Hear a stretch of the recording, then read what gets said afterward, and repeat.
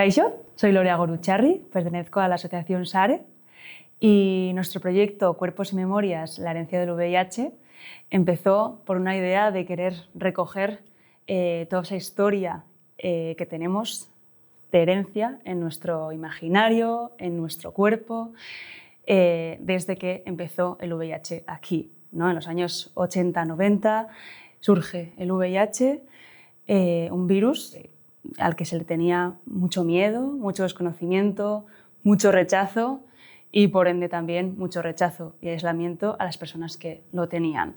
Antes no existía el tratamiento, entonces este virus derivaba a la enfermedad que es el SIDA, con la que mucha gente moría. Por suerte hoy no es así. Hoy existe el tratamiento y con el tratamiento se puede vivir toda la vida. Lo que aún sí que persiste y está ahí agarradísimo es el estigma del VIH.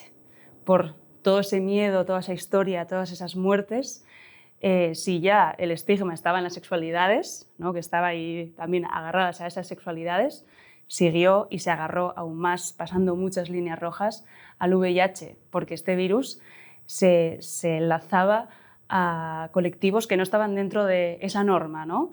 Se asoció a la suciedad, a lo que está mal, a ese señalamiento de esto no se puede hacer. Entonces, todo eso lo hemos querido recoger y trabajar mediante diferentes disciplinas artísticas, porque muchas veces con las palabras hay cosas que no se pueden llegar a decir. Todo esto, más testimonios en nuestro documental Cuerpos y Memorias, la herencia del VIH. Gorputzak eta memoriak, gibaren herentzia.